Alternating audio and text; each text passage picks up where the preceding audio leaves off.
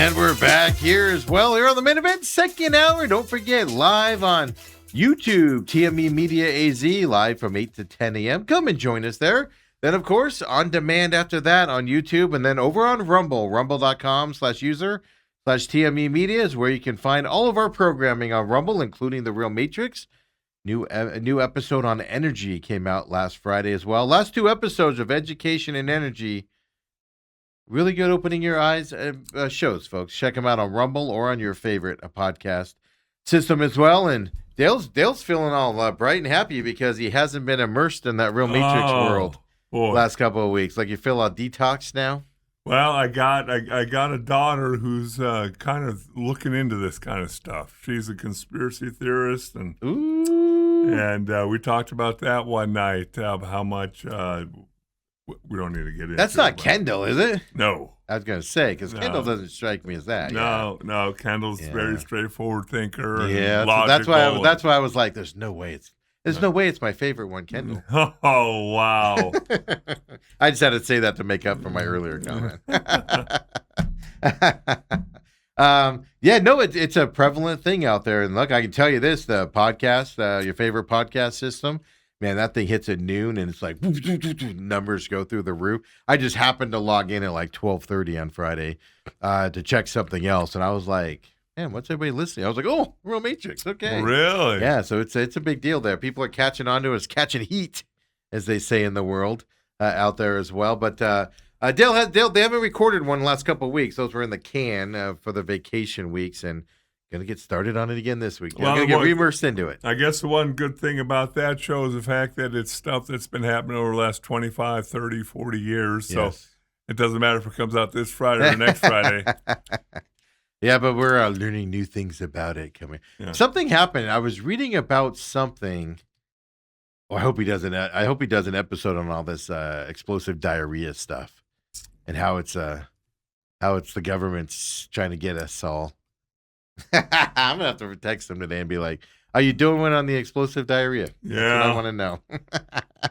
Well, I did see something over the weekend that said, this is a day I've been waiting for, where chocolate is more healthy for you than fruit and vegetables. I see all these memes of like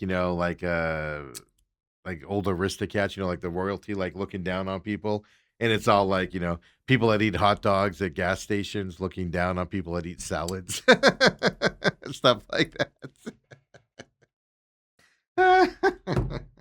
Lordy. Well, that's funny. I was actually going to text the Angry Patriot because Michigan was one of the states that got hit really hard with it. That was like one of the opening states. Right. So I was going to text him because he was back there for a couple of weeks. I was going to text him and be like, you've been avoiding that iceberg lettuce back there, have you? Because it takes a couple of weeks for it to hit you, I guess. Oh, no. That's why it took so long to figure it out. Huh. It's like you have to go back to what you ate, over time to trace it back to it and stuff like that. But yeah, so that's out there on Rumble as well. Don't forget, if catch us live, McCollum on Business, live at 7, 8 to 10 here for our show. Everything else is on demand, including the Pit Stop, new episode coming up this week. And I was a week late, folks, on the Joey Logano victory. I said it would happen last week. No, it happened this weekend at North Wilkesboro. Of course, we'll talk about that. IndyCar. Well, IndyCar is racing today, Dale. IndyCar on a Monday. Because of weather? Yeah, it was funny, too. Because they were like, they wanted that post-World Cup championship game bump.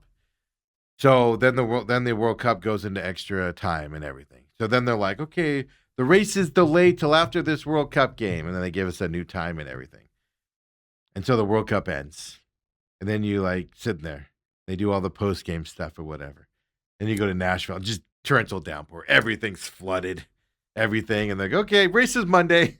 I'm like, oh, so much for waiting for the World Cup to end to get that post-World Cup bump there. So, yeah, racing today. Noon our time. IndyCar racing coming up today, folks. Noon our time. And, Dale, we do have to give a shout-out here to everybody because you just got back from vacation. Cardinals are reporting to work this week. I believe the Panthers do, but they're a couple days after the Cardinals. Then everybody else starts trickling in next week.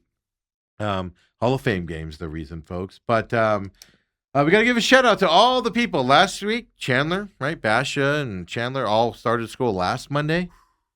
Queen Creek's today. Ireland's back in school here today for Queen Creek High School. Started her 10th grade year.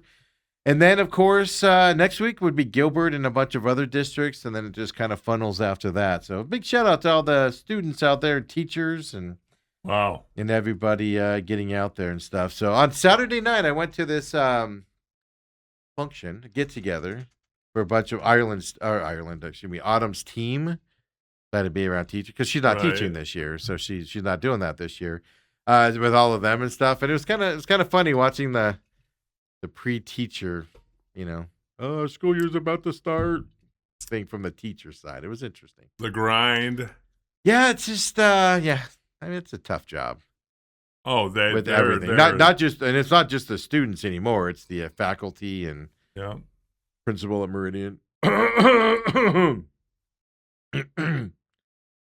Don't burn bridges, Steve. Got something in my throat. I'm not burning him. I've always hated the guy. I would say hated. Hate is not the right word. So, Dale, the other thing that happened while you were gone, just since you didn't ask me how my week was, I'll just fill you in. Okay. It was interesting. I was driving in this morning, and I was listening to Holmberg's Morning Sickness. And he's complaining about State Farm. He got in an accident on his vacation week a couple weeks ago. He got in an accident. And, by the way, update, I did not do the sports broad. Dale, I was going to fill in for you on the sports podcast. Yeah, and then they decided to cancel. Yeah, and then they canceled it. I'm a little more important than you think I am. I was waiting for him to say that. So I told people, I even hyped it up beforehand saying I'm doing it today, and then it didn't happen. So, folks, I was not on the Sports podcast. Yeah. I got fired. I didn't even do it yet, and I got fired. This business is a tough one. At least they let me down easy by not texting me. They just told Dave that he's not doing it. I think his wife had a medical procedure. She did. I know. I wasn't going to say that. I was going to, come on, Dale. Don't give him a good excuse to get out of it. Yeah, that's what happened. Everybody's fine and safe and everything, but somebody had to cancel because they had to, somebody was under sedation and they had to drive him around. But he got in an accident. And he has State Farm insurance, too. And y'all know my State Farm story with when my car was stolen. Yeah. It's just so great driving in this morning and listening to him have the same irate conversations that I had with State Farm about my white car. Now, he goes to a good body shop that I should have gone to. I also went to that crappy one where Joe thought he was saving the world. Oh, I forgot about I got to circle all the dents on your car, and you will listen to me, or I shall not fix your car, because I'm the mighty Joe of Classic Collision Queen Creek, and I do and say, and you, sir, you customer shall listen to me and my demands, and you will do as I say. So at least John's taken it somewhere. But State Farm's lost his car. And this is what cracks me up about it. It's okay. It happens. Things happen in a process, and it doesn't make me angry at all. But I would get infuriated when people would talk to me because they treat you like you're a stupid moron. Right. So I was laughing. I'm all dizzy. I'm all like dizzy right now, folks, from all doing that skit right there. Woo! Out of breath. Hey, and he's driving in, and he goes, I've never been more mad in my life than when the State Farm guy calls me up and says, hey, we can't find your car. Did you pick it up? And John's like, no. And the guy's like, are you sure? And he goes, I've never been more irate at someone asking me that question. And that's what I went through. Like 1,000 times, just everybody. The collision place, Joe over there, Classic Collision, to State Farm. They literally ask you infuriating questions. I don't know what's going on with this. You guys are dealing with this. I don't know what you're talking about. And that's what started the Classic Collision place, was they were talking to me like I should know all these answers. I'm like, I don't know any of these answers. You guys have the information. And you just get infuriated with these questions. So listening to John talk about today with State Farm, same thing. It's not your local agent. It's the stupid people sitting over there in Tempe or wherever, on the phone and everything. And it's just like, it's infuriating, man. And they're like, well, you got to find your car. And John's like, no, I don't. You have to find my car. That's what they do to you. I went through the same thing. Oh, my God, it's infuriating. It was so great driving in this morning, listening to John go through the same stuff. So I don't understand. Was he shipping his car somewhere, or Yeah, were no, they so, shipping like- him a car? So what I don't know is obviously it's getting fixed, but I don't know if it. What I don't know is if it was runnable. If it was runnable after the accident. I don't know. Maybe he had to tow it right away. So what happens is when you get in a wreck, they tow it someplace. Right. Your insurance gets the information, then your insurance arranges to tow it from someplace to the other. You've got nothing to do with it. You might recommend where it goes, but you've got nothing. Like, you don't call the tow truck driver. Like, when my white car was stolen, it was caught on the border of Mexico. It was down in a tow yard in Nogales. I had nothing to do with pulling it back up here to take it someplace. Right. But the amount of phone calls I would get from the tow truck driver asking me questions. And I'd be like, I honestly don't know. You have to call State Farm. And then State Farm would call me and be like, well, we want to do this with this and this with this and everything. And I'm like, okay, do it. I don't know. Okay, I'm not in the tow truck world. I don't know what lot you need to take it to. I don't know where the best repair place. Obviously, I picked crappy ones because I picked Joe over a Classic Collision. Obviously, I have bad taste in this stuff. It's infuriating, Dale. And it was so great driving in this morning and hearing that. And I was just like, nice. Wow. Yeah, see, I'm not the only one, folks. But I'm telling you, man, I'm glad to hear I'm not the only one that just breathes when you're on the phone with somebody and they treat you like you're, are you sure you don't have your car? Yeah, you stupid moron. You're right. You know what? You're right. You're right. I'm lying to you. I have the car. The joke's on you. So it's fun listening to that this morning. But the reason why I bring this up. Last week, Autumn's car was involved in an accident. Long story short, her daughter took her eyes off the road, hit some construction signs. Her 16-year-old did like a ton of damage to this car, Dale. I told this story. That was that night you texted me, and I was out dropping her off so we could get it towed to the dealership and everything. That was the night you texted me and gave me crap about it the next day, and I was like, all right, Dale, you want to hear why? I was saving Miss Autumn from her car being stranded on the side of the road. Okay. So she sends her car to the Hyundai dealership, and they do not the body work, but they do the fixing of the mechanical stuff that's wrong. A Hyundai dealership, all done through insurance and everything. She gets it back, and we go to San Diego, and she drives it to San Diego. On the way back, it starts dragging all the stuff that they were supposed to repair. So she's dragging all the stuff back.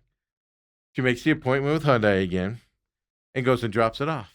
Same situation I went with Classic Collision. The person she talked to was off that day. The manager calls her back, another salesperson, and they're just talking to her like she's stupid. Well, what is it in here for? And she's like, you have the information. It was just in there. Right. And they're like, well, we can't. And then they're like, well, we might not be able to look at it today because your person's off today. But you should have the information to where you can still look at it and fix it. I had an appointment for today. So it was totally great. I had total PSD last week. Hearing Autumn go through, same thing. It is amazing how customer service people, Dale, call you up and act like you're the problem when it's so obviously their fault. It drives you nuts. So Autumn's been through it now, same situation. Now John Holmberg's going through it. Oh my God, it's so amazing to just sit back and be like, hey, I told you guys it's not just me.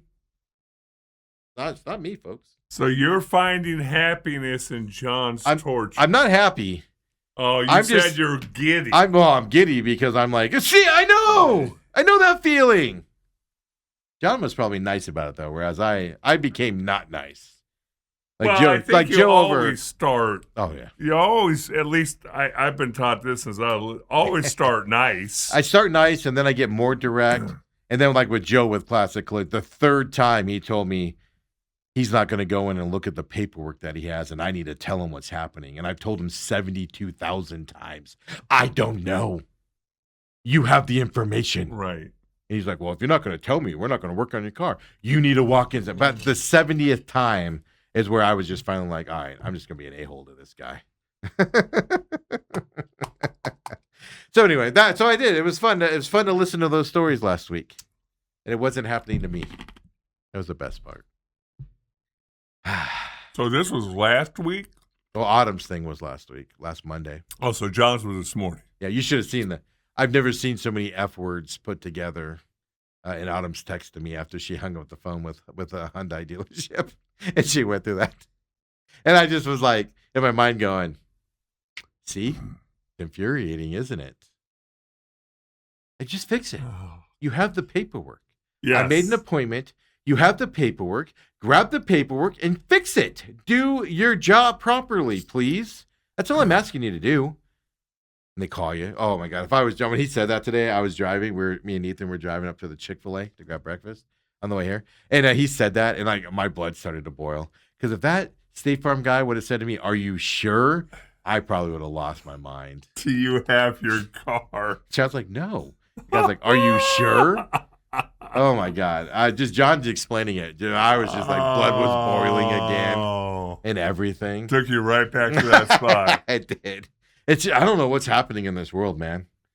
Just you ship the cars, and all it was somebody shipped a car someplace. Like somebody hit the wrong button, or somebody was moving, because they deal with a lot of issues. Somebody just put it someplace. So backtrack your steps and find it.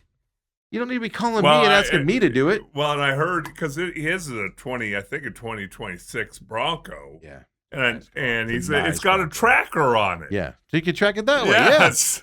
Yeah. It's even better.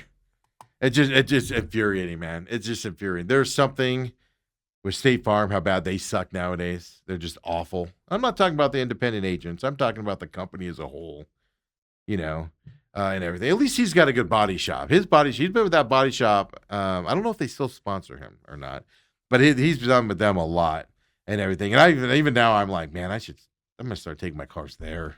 Yeah, well, now that you and John are tight. Hey, John, make a call for me. Yeah. Coming over. Tell him when your boy's coming over. And trust me, I have a lot of cars coming your way. Finally got the last payment on that white Ford Fusion over the weekend, so that car is now officially out of my hair. Really? I sold it to somebody that was making payments on it and everything. Got the last payment on it, so now I just got to transfer the title to him this week. So that bad voodoo is out of my hair now. Don't have to worry about that car anymore. So I'm happy now, Dale. I'm happy. Now Autumn's car is a headache. Oh, but it's not one thing, it's your mother-in-law.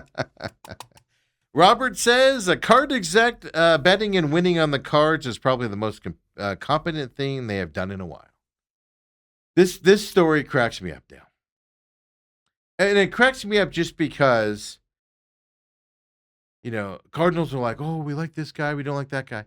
He put this bet in before the draft on who they were drafting. So the Cardinals went along their draft that they knew ahead of time. There's no suspense in this stuff. They know who they're taking. Because this guy put in a bet before the draft started on Kelce, the futures thing, and he nailed them all. So he turned like a $25 bet into, what, $700-something thousand? Oh, is that it? See, I didn't read the whole story. Yeah, I think it was something to those numbers. Don't quote me on the exact numbers there and stuff like that, type of a thing. But this is what I get out of it. They know exactly what they're doing in the draft. All this mumbo jumbo beforehand, and oh my God, we could go this and we could go. They knew exactly what they were doing because this guy won money off of the draft picks. It's all rigged, folks. The NFL draft's all rigged. There's no surprises. There's zero surprises on this thing. But again, here's my takeaway on this also.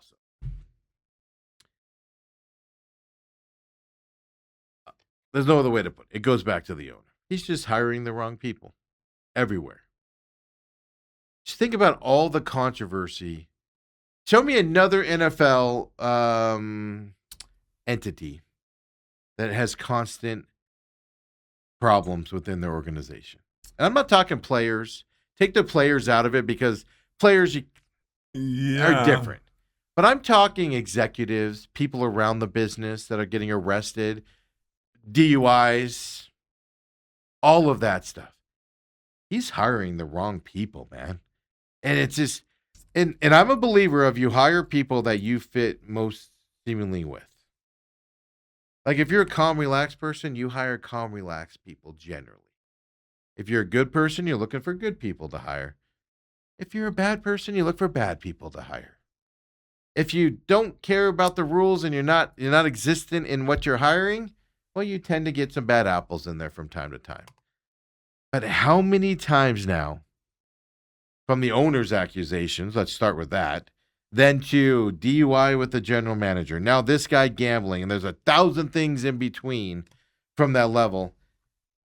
What are we doing, man? What are you doing down there in Tempe? That's what I gotta ask here. You're hiring the wrong people. 13th season when we're talking about this Gold character, Ryan Gold. 13th season with the Diamondbacks, with the Cardinals. We have our problems with the Diamondbacks, Dale, but do not lump them into the Cardinals situation. And again, that involves strict gambling policies for players in club and league personnel. Owners can invest in gambling companies, but they have restrictions on gambling on NFL games.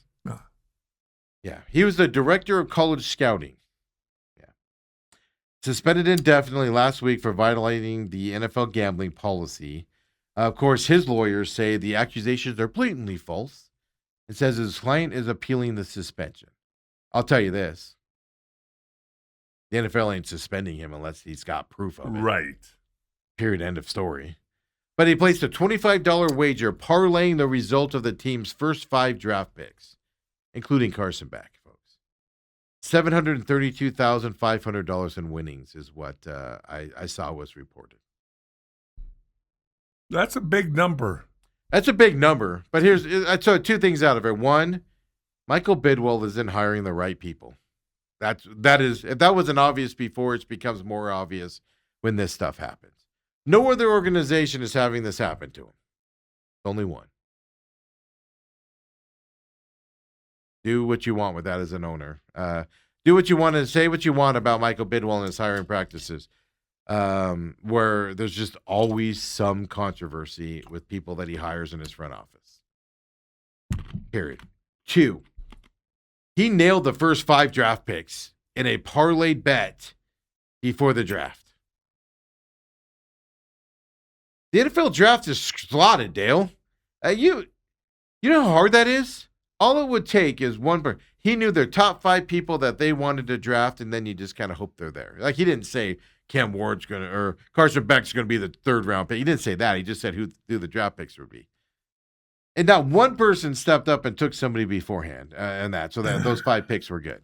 The NFL draft is a joke. All the smoke and mirrors they could go this way. They could go that way. Bull crap. It is all decided before draft night, folks. I disagree. At least in the first round. Dale, the fact that he nailed the team's first 5 draft picks, we get told there's this board, and oh my God, we're unsure between these 3 guys. This guy was so confident, Dale, that he knew the first 5 draft picks of the draft on the Arizona Cardinals, that he placed a $25 bet to win $732,000. This guy was so confident he knew the draft picks. It was settled before that draft happened. I'm not saying there's a conspiracy in the NFL. I'm saying the Cardinals were like, these are our 5 guys we're drafting if they're there. Well, if he's a director of scouting, he knows who's on top of their list. That's my point. So what I'm saying is there's none of this nonsense of, I could see him taking this guy. I could see him taking this guy. Bull hogwash. They know who they're taking before the draft.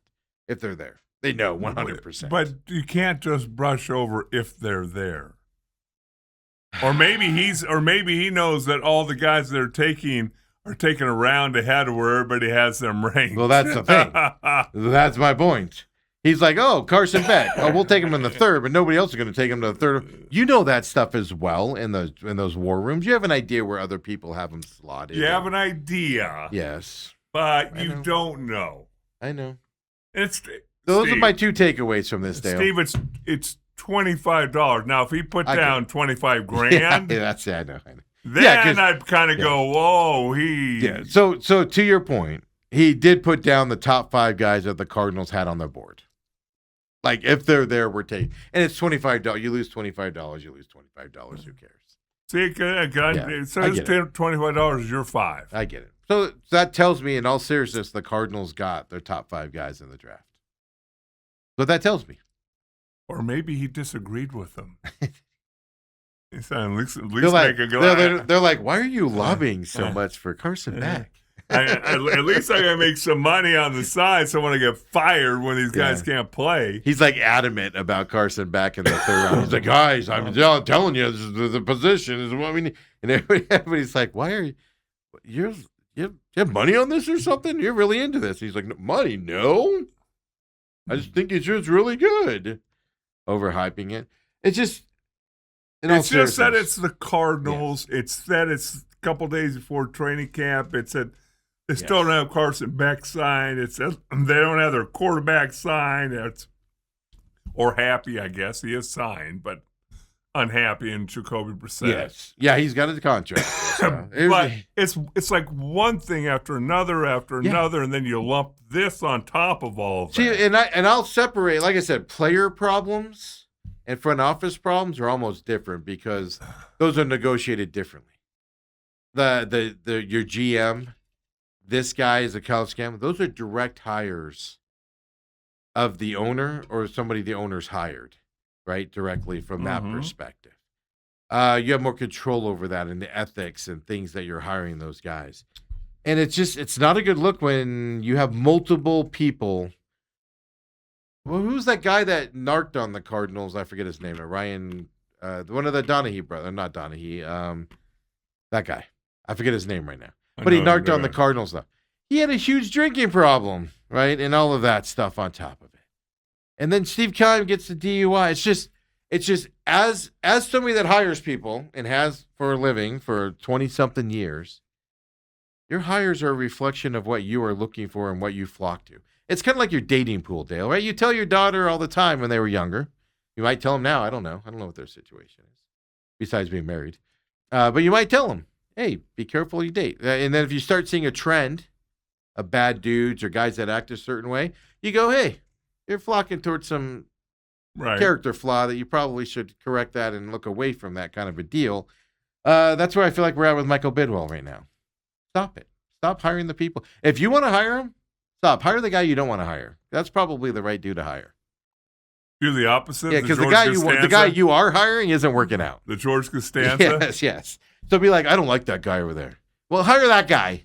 Hire the guy you don't like. If every choice I make is wrong. It's just this constant black cloud over the Cardinals. Yeah. I will wholeheartedly agree with that. And I make fun of the Cowboys every year. This is the first year I haven't been able to make fun of the Cowboys. Because every offseason there's some giant distraction or two or three around the Cowboys. And I'm like, they just can't stay out of the news. But it was usually player related and stuff like that. But we're to the point now where the Cardinals, but it's executives. It's lawsuits. Yeah. It's executives. It's how you're treating your staff. It's how this and how that. And they try to sprinkle in things like, training stadiums coming.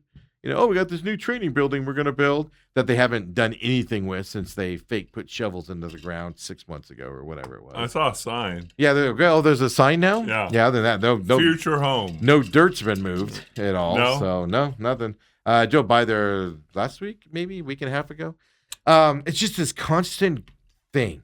Now, my favorite part about these gambling stories is the attorney for Ryan Gold. He went on to say, other than, these are all false, he goes, the gambling activity was Gold's wife making $10 weekly bets with a group of high school friends on parlays, and Gold was not involved. Okay, so his wife is making the first 5 picks of the Cardinals draft, and he wasn't involved. She knew what the 5 first picks were, but he wasn't involved. Seriously. And here's the other side of it. His wife has her own account, doesn't she? Like, she's not using his gambling account, is she? Maybe she is. That'd be stupid if you're an NFL director of college scouting to be using an account with your name on it. There's no doubt about that. It's just, I don't know, just this giant black cloud. It drives me nuts. Two lessons learned. And that, you see, I try and conjure up situations like, hey, honey, some of my high school girlfriends and I, we're going to start this little gambling thing, $10 parlays. And can I just use your account so I have to open up one? That's my point. No, you can't, because guess what? I can lose my job. If I was in the NFL, no gambling accounts are open under my name. No. Zero are open under my name if I like my job. Zero. I don't get it, man. I don't get it. I don't care. I'm not having it on my phone. I'm not doing it. If you see an account with my name on it, it ain't me. It's just, I don't get it, man. Like these egos and stuff well, you don't think you're going to get caught. That's part of the problem. It's just this like you said, that's what everybody was looking at this weekend instead of getting ready for training camp. Oh. I guess that is a welcome distraction from the fact you refused to sign your quarterback. Well, I was going to say, what else are you going to look at? Brissett holding out, holding your breath if he's going to come. Carson Beck not signed. Let's just start the season with Slovis. Let's just do that. Let's bring Slovis in and do it from that. Isn't it just unbelievable? Just what, and I've said this before, just say what you want about Michael Bidwell's father. Terrible, terrible football owner. Terrible at the game of football and being an owner on that. Because he didn't want to play the game like everybody else. The league left him behind with all these young guys like Jerry Jones buying in with all this money, and they wanted to win, and they were willing to spend all the money. It went away from family-owned to that. So he got left behind from that front. And none of this stuff. Like, his biggest controversy was when he fired that one coach at halftime and locked everything. That was his biggest controversy. And you know what? He was probably right, because that coach was an a-hole and a jerk. But that was his biggest controversy. His biggest controversy was making team guys buy their shorts. None of this nonsense happened under Senior. You did not hear about it, did you? It's just, I miss those days, man. Because now we suck and we have these problems. My Cardinals payment went through last week, too. Makes me hurt even more. That story broke, and then I saw my bank account it was charged, and I was all, oh. Double whammy for Big Steve. Oh. Makes me cry. Cardinals report this week. What day? I believe Wednesday. It doesn't mean everybody's reporting Wednesday. Let me be clear on that. I think that's the day guys start to show up. Right. But, not everybody shows up on the first day. Maybe they do. Well, I know like San Francisco, I think they open tomorrow. The rookies do. That's what I'm saying. So I don't know if Wednesday's the whole team or if it's just the young guys are required to report, and then the veterans will come in Friday or something. Those specifics I haven't looked at because I don't really care. I just. Well, and just so everybody knows, every team does it different. Some teams have the rookies come in for like 3 days to kind of get them indoctrinated and in the flow, and then the veterans come in. Some have everybody show up at the same time. It's just your personal preference. Yeah, they email me every 3 times a day telling me about the Cardinals schedule. I'll look at it today because now I care. Last week I didn't care. I just didn't care, and stuff like that. But I just don't know how they're going to survive without their, executive Ryan Gold moving forward.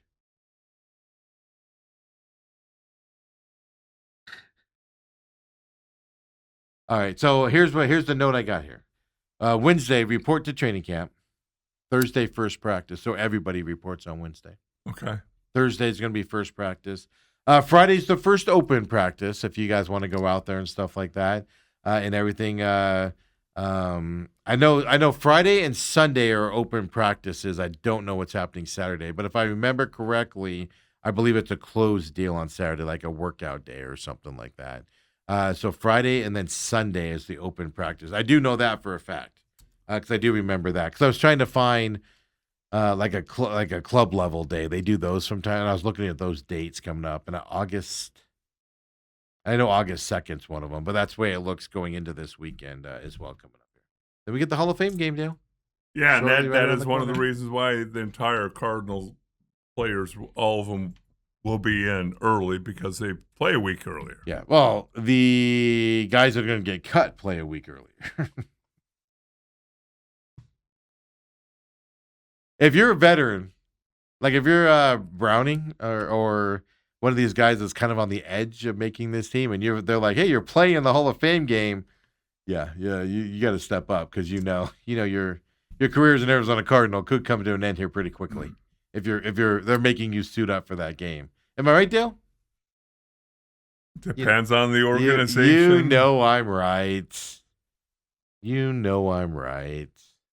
They don't have the periodic cuts anymore, do they? No, Is it's that all one one big cup one at the end. Yeah. They'll cut guys throughout it, but that's Yeah. if they bring somebody else in, or if some guy gets hurt, then they'll cut him and bring somebody else, injury settlement, and bring him in. But no, it's one final.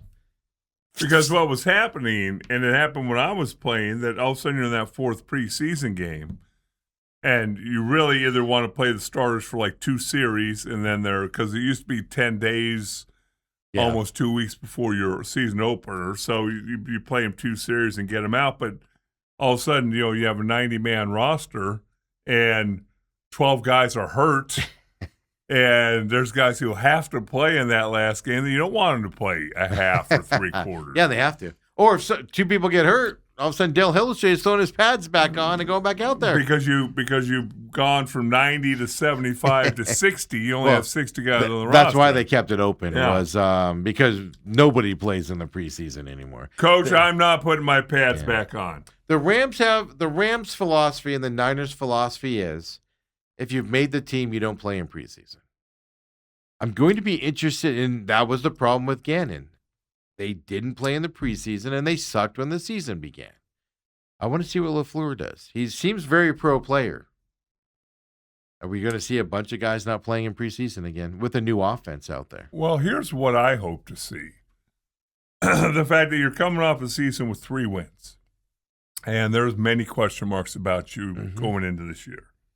But I'm going to treat this preseason different than hopefully I'll treat next year and the year after. Pull back next year. Yeah, right? if we win 6-7 games, we're on the right track and things are looking good. Okay, I'll cut back a little bit next year. But this year, who cares? You won 3 games with whoever's on this team. I'll put it this way: Carson Beck's going to start the Hall of Fame game. I'll just tell you guys that right now. Well, they got to sign him, Steve. No, that's true. Well, let's rephrase that.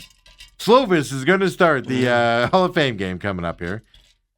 And I get Hall of Fame games, I understand it's different because it's like a week and a half after you report. It's really quick. So guys might not be, you don't want to put a guy out there that's not ready to play, a veteran, even though they should be ready to play. In this NFL, you can't do it.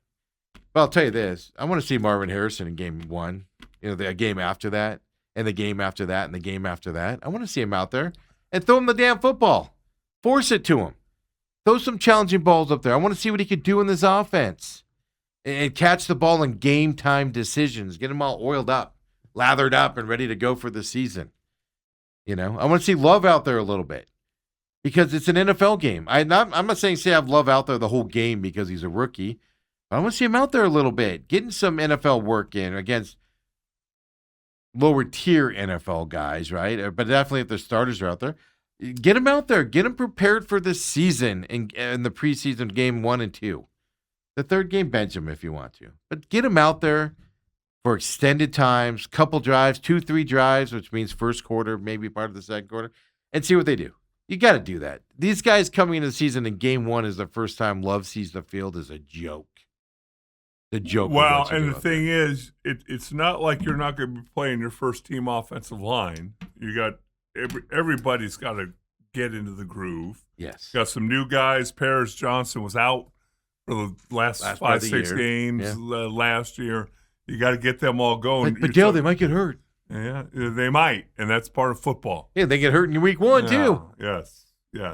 I get it. But you know what you're also doing? You're sending a message of, we're not slacking off here. This is my tone for this. And like you said, next year, all right, guys, you guys earned it last year. The offense was solid. Right. We're not going to play you in the preseason as much. Maybe one game, one drive, and then you guys are done. Whatever. But I just want to see something different. Change it up. We say this about the Diamondbacks all the time. Change it up. Stop worrying about preseason. Oh, we got a long season ahead of us, so we got to ramp into the season in April. Stop it. Every other team has their guys ready to go at the first part of the season. You can do it too. And if guys get hurt, I hate to say it, if you put it out there and I don't want to put it in the universe, but Paris Johnson Jr. gets hurt in a preseason game and he has to miss the season or half of this. Okay. Well, that's why you have depth. And you're sending the message, next guy up. Now you got time to prepare the backup to go in there. He gets hurt in week 1. What are you doing? A backup who's even less prepared than your starter is to go out there and play. I always want to see it. Just change something up, man. Just change something up. My head hurts, Dale. Oh, Well, it's time for your break. Take your Advil, cold and sinus. This black cloud around the Cardinals. Yeah. And we haven't even started, Steve. I know. It's monsoon. It's monsoon. Those aren't rain clouds you see out there. It's the cloud of despair and sadness around the Arizona Cardinals and enveloping the city this last week or so, folks. It ain't a monsoon. Sad and despair. Come on back, folks. Main event.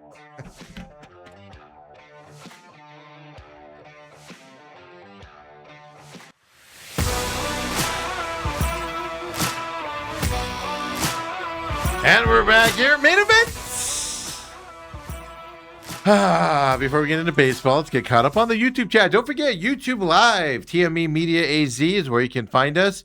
We are building a website right now. As soon as that's up, you'll be able to watch on the website as well. Working on some other ways, an app for you guys to listen to the show as well. So if you're driving around, easier than loading it up. Like when I drive, I'll just load up the YouTube channel and I'll run it through my speakers, and then just have the phone away so you can't look at it type of stuff. So we're going to do an app to make it easier for you to listen to the show and stuff like that coming your way as well. So multiple ways to catch the program here as well. We appreciate you joining us and getting caught up on the chat here as well. Robert said, the saying goes, the fish rots at the head. Yeah, I was trying to skirt around it a little bit. But I think my takeaway point on this is Michael Bidwell just hires bad dudes, which tells me Michael Bidwell's a bad dude. He likes that element in his organization. And I don't want to say he's a bad dude where he's out killing babies and stuff like that. I'm not saying that to that mean bad dude. It's just he doesn't know what he's doing. And he's hiring people that are troublemakers. And like you said, during the break, not even the Cleveland Browns are having this problem. The Cleveland Browns are the most dysfunctional organization on the planet. And they don't even have these off-the-field problems on the executive side of things. Right. Like I said, signing players wrong and stuff like that, that's a different discussion on all levels. I didn't even look it up. Maybe I should look up. When was the last time an executive was arrested? Or an executive got a DUI? It might be the Cardinals. Well, after this one. But when was the last time an executive got a DUI and kept his job? Because what the? Did you hear that? Did Santa just land on the roof? Christmas in July? Yes. Reindeer just landed up on the roof or something. That was creepy. If the roof comes craving down on me, somebody dig me out, would you? But yeah, the Santa Claus. I'm sorry. Wow. I don't know. The microphones probably didn't pick that up. But there's a lot of noise on the roof a second ago. And it's not raining out there, is it? Yeah. Ethan? Because those would be big drops if that was the case, or a lot of it short time frame. The tree fell in the house. Wow. That was amazing. But yeah, Ethan says it's sunny outside. So no, that wasn't it. It's just like I said, just being in the business world, hiring people all the time, and you'll make bad hires. Don't get me wrong, but most executives, when they get DUIs, lose their job on the spot. They don't get suspended for 3 months, get a fine, and then invited to come back. Well, here's the thing that's interesting to me. I understand taking a chance on a super talented player. That's what I'm saying. Players are different. Yes. You might, hey, we can corral him or whatever. Yeah. And I'm the first one to admit, I've never played on a championship team, whether it was at SMU or in Dallas, without some people who are stepping over and back and over and back. You talk about that with the Rattlers. We'll talk Rattlers more tomorrow, but you talk about the Rattlers. These guys are just show up on time. Nobody's ever late. Everybody does it. And they struggle at times because it's like you need that edge. And I'm actually a big fan of that. I ain't going to lie to you. Now, don't be Rossi Rice where you're almost killing a lady in a minivan and walking down the street. Don't go to that level. Right. But I'll put up with like a Michael Irvin distraction from now. Now, a lot of his stuff was fake. It was false too. But I'll put up with some of those types of distractions from time to time to mix it up and get people fired up type of a thing, right? Well, Kevin Guy over the years and I had sat down and talked about the fact that they won their championships talking about the Rattlers now and talking about the Cowboys that I was intimately involved with, they weren't choir boys. Like last year, all year long, Kevin Guy continued to tell us every week in our meetings, great group of guys that show up on time. They're all great when you're going into, whether you're going to the locker room, they'll high five you on the way. And you know this, you've been around teams where they put their head down, they ignore you, they're mumbling or whatever. They're energetic to see you, even though they don't know who you are. You see them on the field, they're signing. They're just all great dudes. And they show up on time, and there's no calls to the apartment. There's no this, there's no that.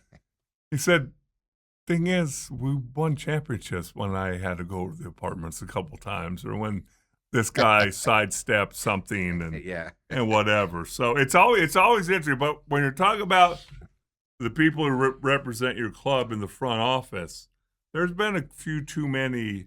That's a business side. Yes. That would be like Intel.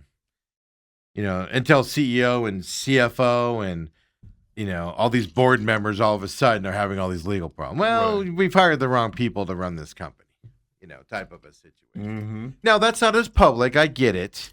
If an Intel person is getting in trouble for something, it's not public, doesn't generally get out there, and stuff like that. So I understand that side of it, too, because it happens. And it's just not as often. So I just Googled right now, NFL executive lawsuits or NFL executive league issues since 2020. So they considered the executive. Now, keep in mind, the executive office is the business side of the NFL. Yep. Then you've got the playing side of it. So this doesn't include GMs and stuff like that. Here are the lawsuits listed. 1, Ryan Gold's gambling suspension over the weekend. Since 2020, by the way. Florida AG subpoena on diversity hiring. Yeah, that's the Rooney Rule not going into effect. Next one, Washington Commanders, toxic workplace and cover-ups. That's the one that eventually got Dan Snyder out of the franchise ownership. There you go, Dale. Those are the 3. Yeah. And the Cardinals because of an executive gambling. You go farther back, like I said, you've got the DUIs with Keim. You've got the DUIs and alcohol problems with his dad, McDonough. That's what, McDonough. Yes. And I was like, his dad was a giant sports guy. Right. Reporter for the Boston Globe. McDonough. You had his legal issues, and then, of course, the breakup with them and stuff like that. So everybody else's fights are, dirtbaggery stuff with Dan Snyder, Rooney Rule not being followed, and then the Cardinals gambling from their executive.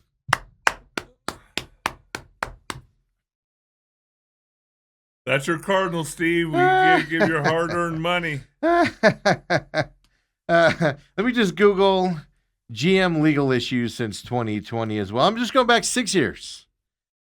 Again, diversity hiring, that's all over the place. That's the Rooney Rule where they're not hiring the right GM side and stuff. Again, Arizona Cardinals Director of College Scouting, Ryan Gold, is the second one listed. Brian Flores lawsuit, which is more of an NFL hiring discussion more than it is. That's an NFL thing, not a one team acting weird type of a thing. And then the other one is Urban Meyer arbitration, which is where he got fired early and wanted to get paid in Jacksonville. Was like in your dreams, Tiger. Yeah, that's what we got. And then you got John Gruden, right? And his firing from the Raiders because of that email and stuff like that. Again, since 2020, the only non-generalized business one, meaning the NFL as a whole, is the Cardinals in a gambling situation. Seriously. It's just embarrassing, folks. It's embarrassing. And, I get it. The Urban Meyer's arbitration, yeah, that's one team trying not to pay a guy, and they won that, by the way. John Gruden, he got wrapped into that Dan Snyder nastiness and everything, so he's fighting that with the Raiders and stuff like that. But, again, that's not – yes, you can tie that to one specific team, but it's an NFL practice thing on top of it. And not a specific gambling thing out. It's just an embarrassment, Dale. It's just, God, I'm so embarrassed. I'm not just burning all my Cardinal stuff. I'm burning all my red stuff. I'm not wearing any more red. Oh, Steve. See, you get so worked up. You've been back to see Joe a few times. No, I know. You probably broke bread. You're upset with the Cardinals now. No. And as soon as they lose that first Hall of Fame game. I have to drive by Classic Collision Queen Creek a lot because it's right next to the high school. So when I take a right from the high school, I drive by the street itself. I don't go by there. You could come in the day that we're in here after the Hall of Fame game that they're going to win, going away. Super Bowl, baby. And that's all you're going to talk about. Super Bowl on our way, baby. Knocked away all the distractions. Ethan says, you have been crying about the payment for the cards for a whole week. Let it go and sell the tickets. Ethan's probably right. I would hate to be in your That's what I household. told you. I bring it up on the show when it's depressing. Yeah. Because I'm not going to lie to you. The payment goes through about the time something bad comes out about the Cardinals. Like last month, it was when Carson Beck hadn't been signed yet. And it was like the next day the payment goes through. And it's like, are you guys doing this on purpose? Are you guys charging the payment when you let bad news out? Yeah, they probably told the NFL, hey, don't announce this to all the season ticket holders. Accounts have been dinged. Dale, it's my last year with the contract. So you'll probably go up to 6 after this. No, I already told you. If I keep them, I'm going down to 2. Period. End of story. Nope. Not doing it. If I keep them, I'm going to go down to 2. We're not going through a whole year of this. You and my brother, it's ridiculous. You know you get tickets. Just I know, but I'm going to go down to 2. I'm telling you, I'm probably going to get 2 more. I'm going to get 2, but I'm going to go down to 2, not 4. But then you'll never be able to invite me because Autumn goes to all of them. You can go with Autumn. I don't even want to go. I've invited you last year, and you said no, by the way, all the time. You're done with the invite. You should have come over Saturday night, by the way. It was WWE Saturday night main event was on. I missed a good show. How did Lou do on the fight this weekend?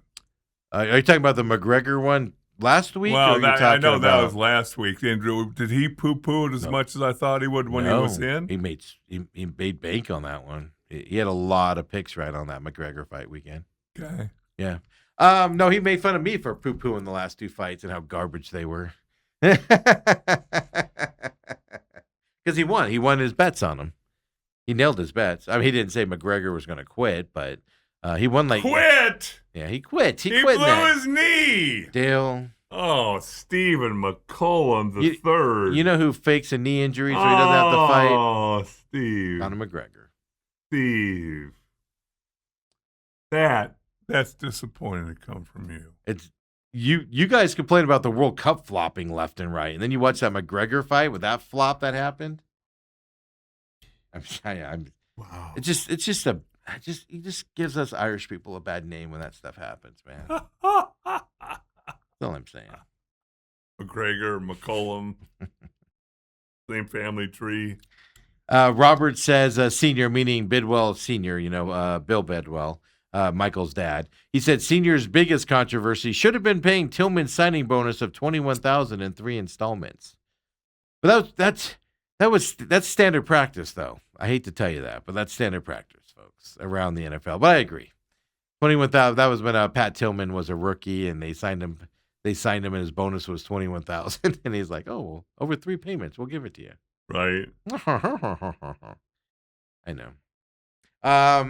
Robert says Ethan off the top rope, throwing me under the bus about that Cardinals deal as well. Robert says, so you're saying the Cards should turn the Wrigley Mansion into the White House? He's not talking about the regular White House, Dale. He's talking about the Cowboys' White House that you claim you never knew anything about. We'll get Michael Irvin on. He'll tell you that I was never invited nor told about it. Ethan said, become a Chiefs fan. They wear red. The problem, I've explained this before.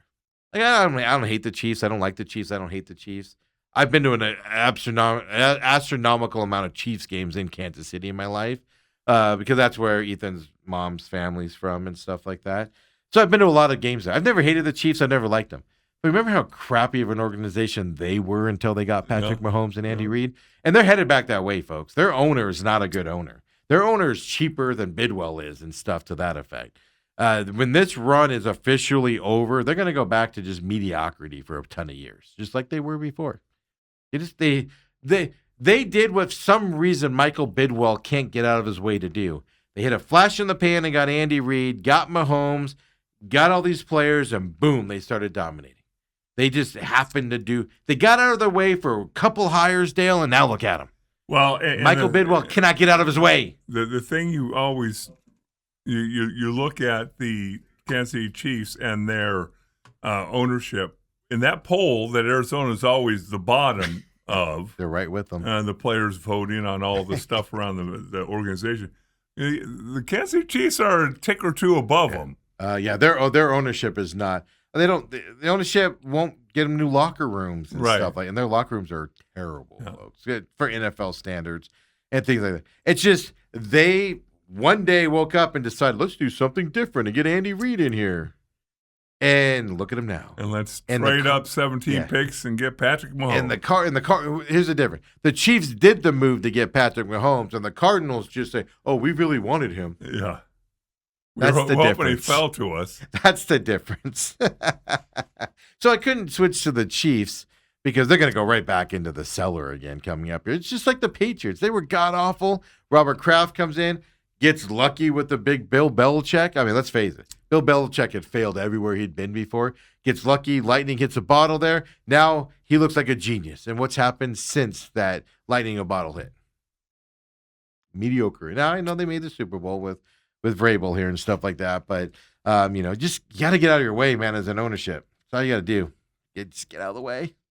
Do something you don't normally do. Dale, your Arizona Diamondbacks as we wrap up this show. Yes.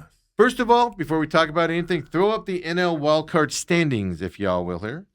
Dale, before the Dodgers series here, I would have laughed you out of the building if you would have told me the Diamondbacks would be 0.5 games out of the wildcard spot 3 games after the All-Star break. Laughed you out of the building. I talked about this with Bruce Cooper last week. They go in, which they are, right, folks? There are 3 spots out there, 0.5 out from that final wildcard spot. 3-way tie here as well between the Cardinals, Marlins, and Padres. The interesting thing about this, and Dale, let me ask you this while it's up real quick here. I think the Cardinals have overperformed the beginning part of this year. I'm not saying they're going to go suck, but they're going to come back to a reality here in the second half of the season. The Marlins were the best team in baseball in June. They're coming back to reality here. Trade deadline, are they going to trade people? That's usually their MO. I see the Marlins falling down a little bit as well. Padres, who knows what they're going to do? They can't hit with the beans or anything like that as well. The Diamondbacks, if they play better than 5, even if it's 2 or 3 games above 500 with their easier schedule here in the second half, Diamondbacks are right here in play for that 3rd wildcard spot. Teams are going to come back towards them is what I'm getting at. Right. Do you agree with me? Cubs and Phillies aren't. They're going to be in the playoffs. You're fighting for that last playoff spot. So do you see the Cardinals, Marlins, Padres continuing to struggle, Nationals, who the Diamondbacks play coming up here? Do you see those teams kind of, relaxing a little bit as we continue the second half of the season? The only thing I'm concerned about is the Arizona Diamondbacks and the way they played after the All-Star break. You had them losing all 3 to the Dodgers. Friday night was just a disaster of a game. No, to the Dodgers. Oh, to the Dodgers. Yeah. Oh, yeah, Dale, because you did. You're right. I forgot. And then I told you they'd sweep them. My last words before I left. Oh, the microphone must have cut off for that. Huh. But I'm concerned about the Diamondbacks if they take care of business. Now, again, we've talked so often over the last couple of years about how a blown save can not only affect you that game, but it'll affect you the next game and maybe the next game. Yeah. I'm hoping that last night's improbable comeback win, down 7 runs? With your best pitcher on the mound on top of it, who had a terrible game. And you come back and somehow, some way find a way to win it in the 10th? Yeah. I hope that gives this team and propels it. Because, again, who is their best pitcher right now? It was Erod. What is it, Erod, or are you going to now you're going to put him down after one bad performance? No, it's Erod. Yeah. But then who's their second? Fott right now. Yes. A guy I put Fott over Kelly, but they're probably right there next to each other. They're the 2 and 3. Yeah. Yeah. Is that you, Dale? Is that me? It's usually me making noises. Dale's playing something. Well, no, it's. I just got the Liberty. I have no idea how to turn. No. Somebody turned the volume on this computer. I don't know how to mess with it. That computer's been up on the side. We'll ignore it. No, but the microphone can't hear it. I don't think so. But I mean, the interesting thing was whatever you have loaded up, just close whatever you have loaded up. But the Diamondbacks come back on Friday night. Sweep the Dodgers. And we talked about this with Bruce Cooper last week. What that sweep against the Dodgers did was it just gave everybody hope, gave the team hope, gave the fan base hope. And it was interesting, and I said this then, right? They put Zach Gallen on the IL. Injured. No injury talk whatsoever, and all of a sudden injured. Right. And then they DFA Pavin Smith. Nobody picks him up on waivers. She's now just in AAA, still with the organization, whatever. But they made those two moves, and this team started playing different. I'm convinced there's no coincidence that that's happened. Because we talked about it on this program. I bring it up. I know football's a different sport. Like, there's something in this locker room where they keep seeing Pavin Smith go out there, and he's not good. Right. And everybody goes, yeah, all right. He's a good guy, but we're not winning this game with Pavin out there. Well, again, because I just watched it over the week in Sedona, because whatever. The Cowboys, the 93 season after the Super Bowl. And our coach is telling us, Kervin Richards, we got the same offensive line. Kervin Richards is just as good as Emmitt Smith, blah, blah, blah, blah. We knew Yeah. that he wasn't. Yeah. He knew that he wasn't. Yeah. And we struggled. Yeah. Money and an embarrassing Monday night Yeah. second loss, too, after that. I remember that. Yeah. So, yes, it can affect the entire locker room. I just don't think this, even with their ninth inning meltdown on Friday night, which was a disaster. I'm just convinced Ketel Marte just doesn't get it. He goes into this funk of whatever. Did you see the game Friday night? I did not. So first of all, Barossa gets picked off in the ninth inning as a pinch runner, right? Pinch runner on first. Can't happen. No, it can't happen. But then it goes. You fast forward here, and Marte's at bat, and strike three. It's not a strike. And you have two challenges, and he doesn't challenge it. He just slowly turns around and walks back to the dugout sulking. That's why you have a challenge. Even if it is a strike, you still challenge that because you're like, oh, let's just try it. Let's just see if it's a strike. Let's make sure before we move on. And then my biggest aggression on this, though, that tells me this, first of all, everybody online was losing their minds. Oh, Ketel's just in his head. This is what he sucks about. And this is what sucks about him. He doesn't have that killer mentality. He takes these brain fart days off and stuff. But then afterwards, he gets with his interpreter, and he's got this T-shirt on and his hat's up a little high. It looks like a 12-year-old out there trying to at the Little League World Series, But I digress on that. Whatever. Then they ask him, hey, why didn't you challenge that? Oh, I was thinking about the pitch. I was expecting this pitch, and this pitch came, and it caught me off guard. What? You're the main player on this team. What do you mean it caught you off guard? If it caught you off guard, you get punched out. Bloop, bloop, bloop, bloop. Even if it's a strike down the middle, it's your last play of the game. Right. Give yourself a chance to continue. Know where you are, know the situation, and know how many challenges you have. I put that akin to somebody thinking there's two outs, they catch a ball and throw it into the crowd. There's only one out. Right. That's what I akin to what he did on Friday night. No, mistakes happen. I get it. Those mistakes, that whole ninth inning was a disaster. We can go through Sewald, leaving Sewald out there for so long. It was just a disaster. Putting Sewald in and on, it was a disaster altogether. Have they not learned yet? You don't put Sewald in a non-safe situation? I said it before he went out there when he was going out there, and then during the whole inning, I was like, why is he out there? Right. Why is nobody out there to get him out of this game? He obviously doesn't have it. But then this team comes back on Saturday, day game, looks good. Then yesterday, down 7-0, looks like garbage out there. Come back, fight back, win in 10. This team, and I hate to put it on Pavin Smith and Zach Gallen being off this roster, but this team looks like a different team since those moves happened. Well, it shows they can bounce back from playing stupid and losing a tough game. Yeah.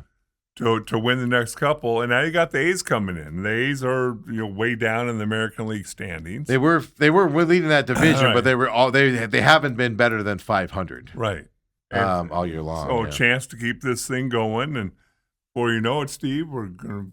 I'm just telling you, you're expecting some regression here as well. So now, I hate to say it, I do not want to say this, but I'm going to. A 500 run for the Diamondbacks the second half of the season could punch you into that last playoff spot. Mm-hmm. If the other teams regress, that's what you have to rely on.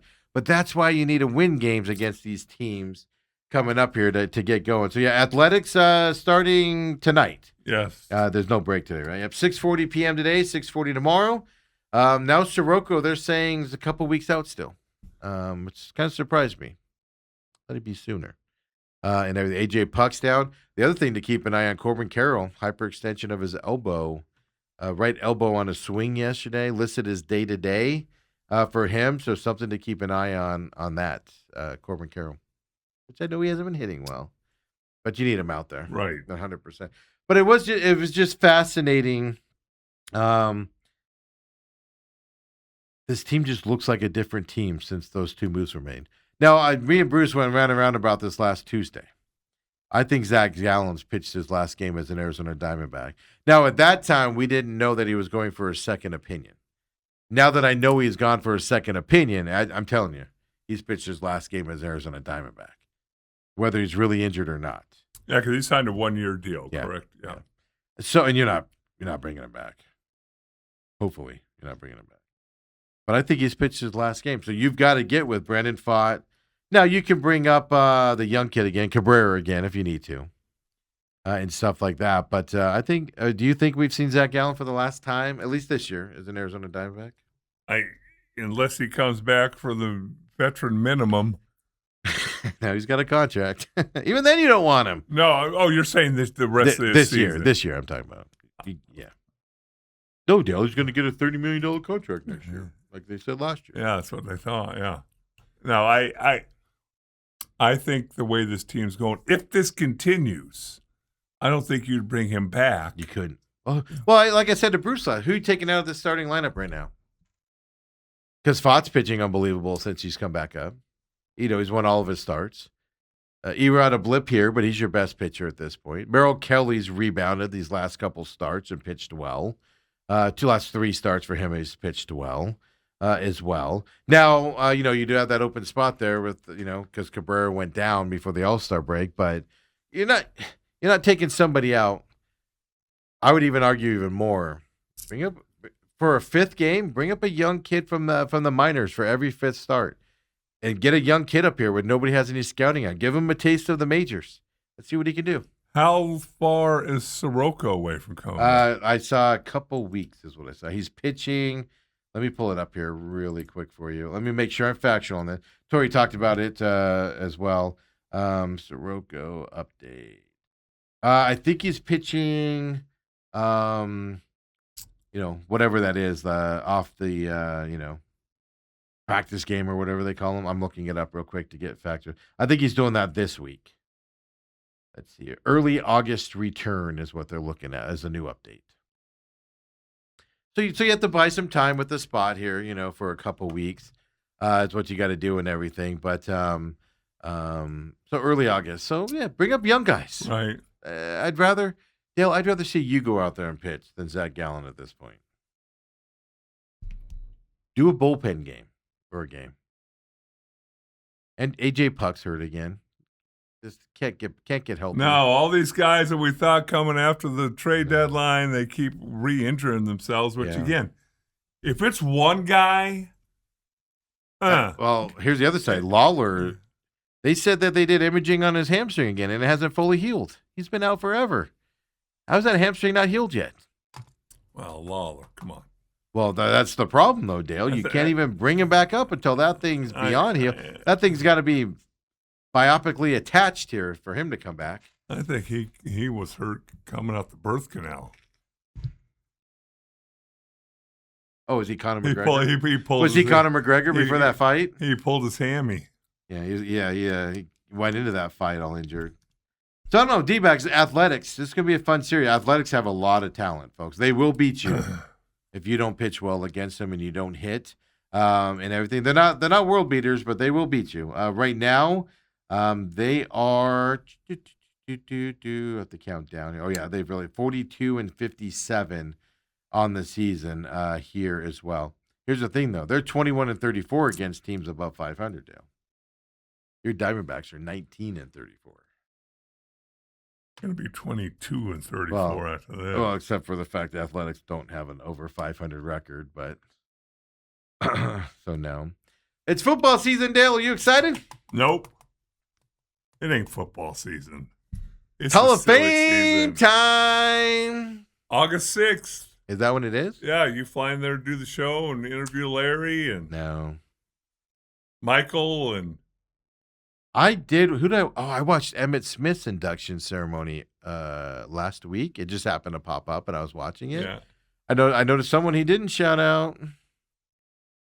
You forgot about us old guys. He didn't mention any of the linemen, No.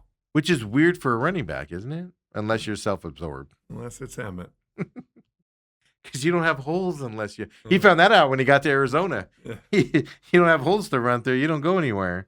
But yeah, it was kind of funny. He shouted out a lot of people, but not one lineman from that side of things. Only reason I remembered that is because then on Saturday night I was talking to somebody who loves Emmitt Smith and is a big Cowboys fan. And everything. I told her I'd met Michael Irvin, and I said, Troy just ignores us all the time. We're not cool enough for Troy. And then I go, I met, and I said, I met Emmitt Smith a few times outside of what I do. I go, he's just standoffish, very, very money oriented, very standoffish kind of a guy and stuff like that. She seemed really disappointed. I told her that. Like, he seems like such a nice guy. And I go, perception. Well, if you probably ask him what Steve's like, say, yeah, he's a money guy, kind of standoffish, not very friendly in public. He's not standoffish if you hand him $50 though for an autograph or whatever the price is on it now. Might be higher now that he's in the Hall of Fame. Yeah, huh? Who knows? Now he can sign at HOF. Folks, get out of here. Dale, I know you got to go home and take a nap. It's your good first to be day back. back, Is Steve. it? Is it though? Not much has changed. Dale will be back tomorrow, folks, 8 to 10 a.m. Come and join us on YouTube. Catch us on demand as well. It'll be fun, folks. Come on back. See ya.